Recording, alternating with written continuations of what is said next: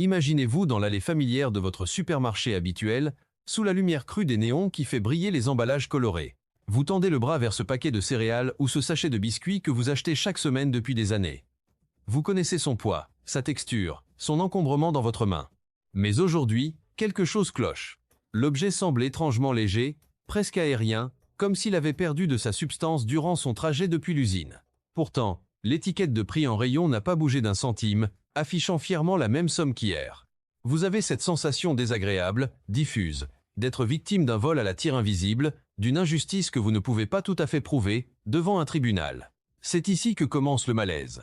Si l'inflation alimentaire officielle est annoncée comme modérée par les institutions, pourquoi votre caddie semble-t-il se vider à mesure que votre compte en banque s'épuise? Comment se fait-il que l'acte simple de se nourrir soit devenu une source d'angoisse financière permanente? Nous allons plonger dans les rouages d'une mécanique implacable. Nous allons révéler comment les géants de l'agro-industrie, ce que l'on appelle la Big Food, ont transformé la crise inflationniste mondiale en une monstrueuse machine à profit. Préparez-vous à découvrir comment, derrière chaque étiquette et chaque emballage, une guerre silencieuse est menée contre votre pouvoir d'achat. Sur le papier, les nouvelles semblent pourtant rassurantes, presque apaisantes. Les rapports économiques officiels se succèdent pour nous expliquer que la tempête est passée. L'inflation alimentaire, qui nous avait giflé violemment entre 2021 et 2023, s'est stabilisée autour de 3%. Ce chiffre, froid et clinique, est censé nous dire que tout revient à la normale, que nous retrouvons une moyenne historique acceptable. Mais entre la froideur des statistiques et la réalité brutale du passage en caisse, il existe un gouffre béant. Pour le consommateur qui pousse son chariot, ces 3% sonnent comme une provocation, une insulte à son quotidien.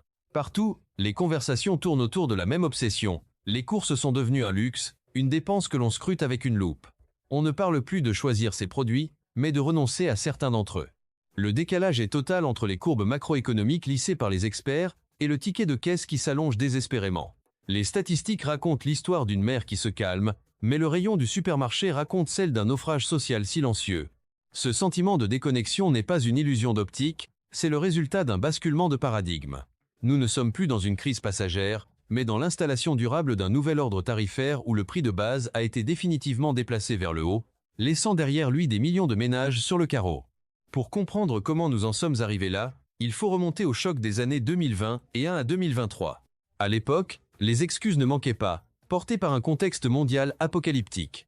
La pandémie de Covid avait désorganisé les chaînes logistiques, la guerre en Ukraine faisait s'envoler les prix du blé et du tournesol, et l'énergie nécessaire pour faire tourner les usines coûtait une fortune. Face à cette avalanche de coûts, les grandes marques de l'agro-industrie ont réagi à la vitesse de l'éclair. Elles ont augmenté leurs prix massivement, main sur le cœur, en expliquant qu'elles ne faisaient que répercuter les hausses subies. C'était le récit officiel de la survie nécessaire. Mais une chose étrange s'est produite lorsque les vents ont tourné. Lorsque le prix des céréales a chuté sur les marchés mondiaux, lorsque le coût du fret maritime s'est effondré et que l'énergie s'est stabilisée, les prix en rayon, eux, sont restés perchés sur leur sommet. La crise a servi de tremplin inespéré. Ce qui devait être une mesure d'urgence est devenu la nouvelle norme. Big Food a profité du brouillard de la guerre et de la confusion mondiale pour installer une nouvelle grille de prix, beaucoup plus lucrative. Ils ont testé la résistance psychologique du consommateur, et ils ont découvert que, dos au mur, celui-ci finit par payer. Les coûts de production sont redescendus, mais les marges, elles, ont explosé, capturant au passage la différence de prix qui n'a jamais été restituée aux familles. C'est dans cette zone grise que Big Food a déployé sa première arme de destruction massive du pouvoir d'achat, la shrinkflation. Le terme est barbare, mais la pratique est d'une simplicité diabolique. Le principe est d'offrir le même emballage, au même prix, mais avec une quantité de produits réduite de 10, 15 ou 20%. C'est le triomphe du marketing sur la réalité physique. On redessine le fond d'un pot de yaourt pour qu'il soit plus bombé, on affine la forme d'une bouteille de jus de fruits, ou on injecte un peu plus d'air dans un sachet de chips. Tout est fait pour tromper l'œil et la main.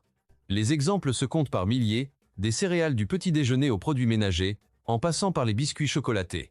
Le génie pervers de cette méthode réside dans son invisibilité statistique. Les indices officiels de l'inflation mesurent souvent le prix affiché sur l'étiquette, mais ils peinent parfois à intégrer la réduction subtile de la taille réelle du produit. Pour le consommateur, c'est une double peine. Non seulement il paie plus cher au kilo, mais il doit racheter des produits plus souvent car les paquets se vident plus vite. Sur ce que vous ramenez réellement chez vous pour nourrir votre famille, la hausse est bien plus violente que les pourcentages annoncés à la télévision. C'est une érosion permanente, millimètre par millimètre, de ce que votre argent peut encore acheter. Mais la shrinkflation n'est qu'un début, car Big Food possède une deuxième arme bien plus subtile, la premiumisation forcée des marques. La stratégie consiste à transformer des produits ordinaires, basiques, en objets de désir premium grâce à un marketing agressif.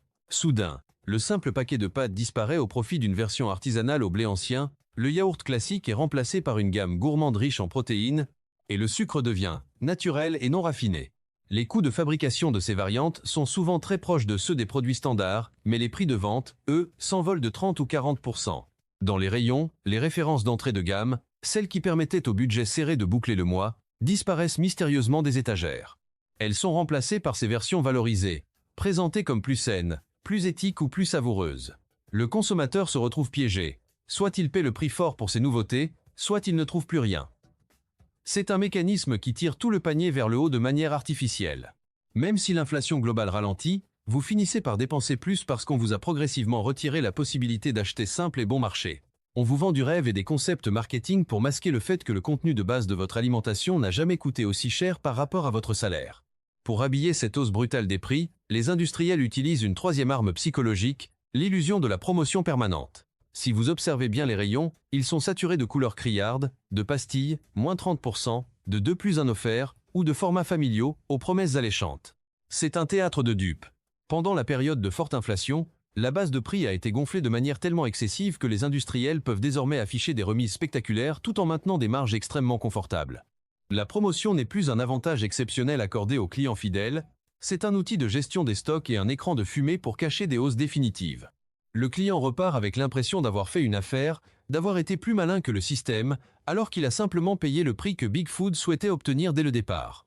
Ces formats familiaux, censés être plus économiques, sont souvent des pièges où le prix au kilo est parfois plus élevé que le format standard, jouant sur la paresse ou la précipitation de l'acheteur.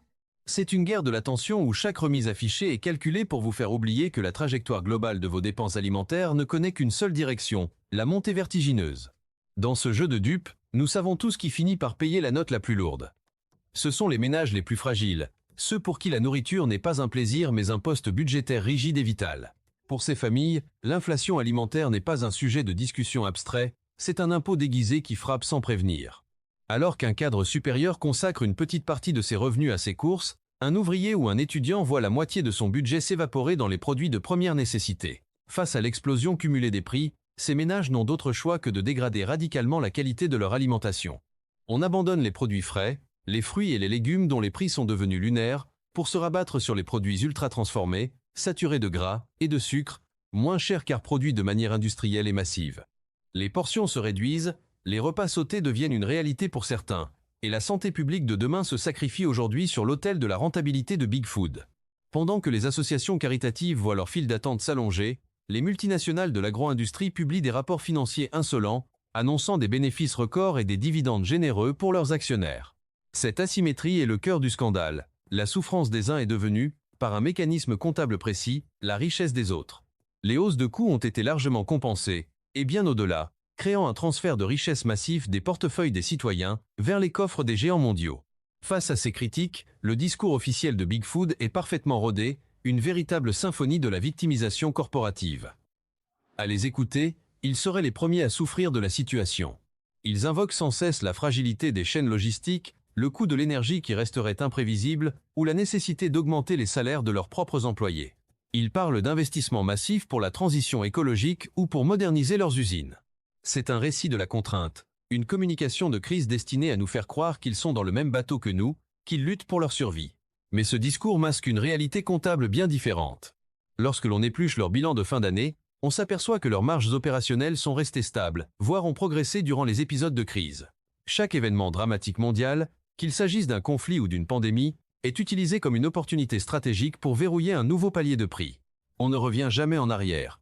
On utilise la peur du manque pour justifier l'inacceptable, puis on stabilise la situation une fois que le consommateur s'est habitué à la douleur.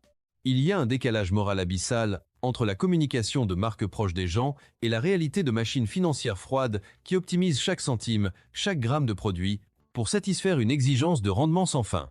Dans cette mécanique, quel est le rôle exact des supermarchés? Sont-ils les alliés de Big Food ou leurs otages?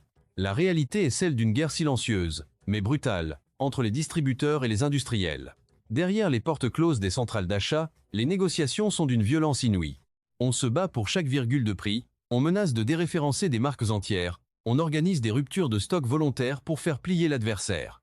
Les supermarchés veulent préserver leur propre marge tout en gardant une image de défenseur du pouvoir d'achat. Pour cela, ils développent leurs propres marques, les marques de distributeurs, qui imitent les géants pour moins cher. Ils utilisent des prix d'appel sur des produits de base comme le lait ou la farine pour attirer le chaland, tout en se rattrapant sur d'autres rayons moins scrutés. Mais au final, le consommateur se retrouve coincé entre ces deux puissances colossales. Que la victoire revienne à l'industriel ou au distributeur, le résultat pour vous est souvent le même, le prix final ne baisse pas. Toute la chaîne de valeur, du champ au rayon, est organisée pour préserver une rentabilité maximale. Le pouvoir d'achat du citoyen n'est qu'une variable d'ajustement, une ressource que l'on exploite jusqu'à la limite de la rupture. Vous n'êtes pas le client que l'on sert, vous êtes le gisement de profit que l'on fore. Si l'on regarde vers l'avenir, les perspectives sont loin d'être réjouissantes. Les prévisions des économistes annoncent désormais une inflation alimentaire qui va se stabiliser, se rapprochant progressivement de 2 ou 3% par an. Mais ne vous y trompez pas, cela ne signifie absolument pas que les prix vont baisser. Cela signifie seulement qu'ils continueront d'augmenter, mais simplement un peu moins vite qu'avant. Nous repartons d'un niveau qui est déjà très élevé, une nouvelle base de prix que Big Food a réussi à imposer en quelques années seulement. C'est le piège parfait. Les consommateurs finissent par s'habituer, par oublier les prix d'il y a 3 ou 4 ans. Les salaires, eux, ne suivent pas toujours la même courbe, et chaque petit pourcent supplémentaire creuse un peu plus l'écart, érodant la capacité des familles à épargner ou à s'offrir autre chose que le strict nécessaire. Big Food a gagné la bataille principale, celle de la normalisation de la cherté. Désormais, ils se contentent d'ajuster, de peaufiner leurs marges, sûrs de leur domination sur un marché où l'on ne peut pas arrêter d'acheter, car tout le monde doit manger. Chaque année, ce petit glissement tarifaire supplémentaire est une victoire pour leurs actionnaires et une défaite pour votre frigo.